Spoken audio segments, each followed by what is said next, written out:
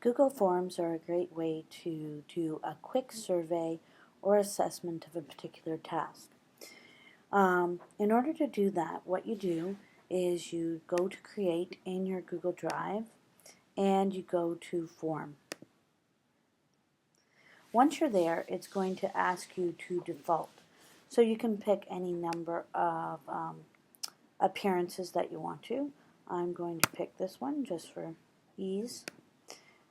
And then you're going to be asked to title the form. So, for instance, perhaps you might want to get suggestions from the staff about what technology they use. So, technology survey of staff. Similarly, you might want to do a diagnostic for students about what they've learned on a particular thing, or what they know about a topic or a task that you're going to approach.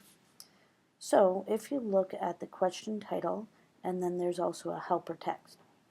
The question title will come out in bold, and the help text will come out in a grayish tone. So you might choose to have the question title as a master title or a subsection, and then the helper text as the subsection under that, or you may choose to leave either one of them blank and then just fill in that one. So let's say I'm going to use the question title in the helper text part of it. So we're going to go at looking at the tools that are being used, and then we can ask a subsection question. So what board tools have you already used this year?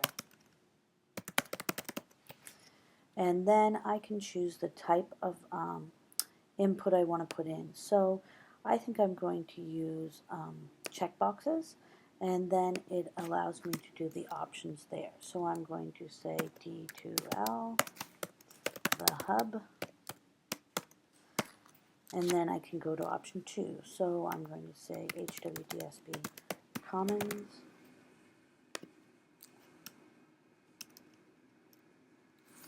and then you can populate it from there. Let's say VoiceThread,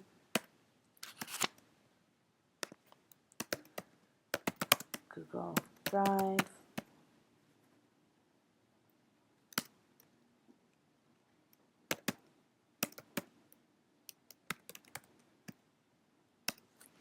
Okay, so I've given some different options, and then if you want to populate another option, you can as well, and I can add other there so that it gives an option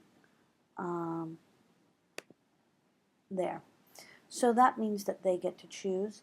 I can decide whether this wants to be a required question or an optional question. I'm going to make it a required question. So if you were done the survey, then you would press done, or you can add an item. So I want to add another one there. It's still under tools, so that's the subsection, so I'm not going to worry about that. And I'm going to add what devices do you use in your classroom? And then once again I'm going to choose text boxes, and I'm going to say a desktop computer, laptop, Chromebook, iPad, and then I'll leave for other options, add other, and once again they'll be able to choose there. If at any point I want to change the order of these, then I can. I'm just going to show you what it looks like now. I'm going to press done, and then I can view the live form. So you can see how it's looking. This one I did a required question, and then I'm going to go back and I want to make this required too. If I want to edit the form at any point, I just go up there, and then I can change the order of the question. So I'm going to bring this up, and I want to change that order. Once again, if I want to edit, I can go back, and I can make that a required question as well. Now you'll notice that there are other forms of questioning that you can ask. This is a really quick one. I'm going to go add another question. It's still going to be within the tools, and I'm going to put what barriers do you experience in using technology at your school? So that one, I want it to be more of an anecdotal answer. So if I were to choose text, it would give one short answer, but I'm going to choose paragraph text, which allows for a longer answer there. I'm going to make it required. If I want to duplicate this, I can. And I'm going to, you see it has the barriers, and then there's the barriers up there. But I'm just going to reword this, what barriers do you experience, and I'm going to maybe change this to say, how does technology benefit you in the school?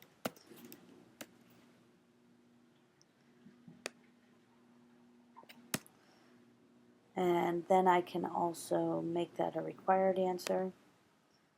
And once again, I'm going to move that up before the previous one there. So you can change the order at any point. Now, when you actually push this out, there's a number of ways that you can do that. You can send form. So let's say I'm done the form. You can send the form and you can get this link to share. So if you were sending it out, say, to your staff, you could just copy this link, or you can actually embed it in another form. Or you could share it with other collaborators if they're working on it.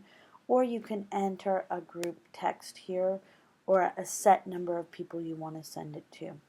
I suggest adding it as a link, copying that link, and then sending it out from there.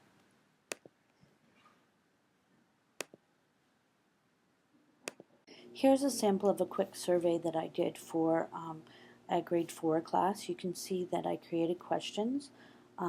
There's the question type, and then there's the sub-question that goes with it. And you can do yes or no, or what would be equivalent to a multiple choice, or this is text answer, the checkbox. And I can also go and view the live form. So here's what this particular one looked like. And as well, what it does at the same time is that one was for a staff survey. What it does is at the same time is it creates a spreadsheet, or a Google spreadsheet. So here's the grade 4 example, and it gives a variety of questions, some more content-based and then some anecdotal. If you go to edit the form, you can see that you have the option to do a number of things. If I I could go and edit it. You can also choose whether to require the board login, which is good if you're doing this for students and you want to get a perception of what student is getting it versus what student isn't, or if you want to contact the students again or the people again. As well, whenever you create a Google form, simultaneously, whenever somebody responds to it, this spreadsheet is populated. So it's time stamped. You see the answer for each of the questions here. They were checking them. And then in this section, the last section, what message do you have for the Canadian athletes? It was purely anecdotal. So then you can use this as you can as an Excel sheet and manipulate the data and tease out what information you want to.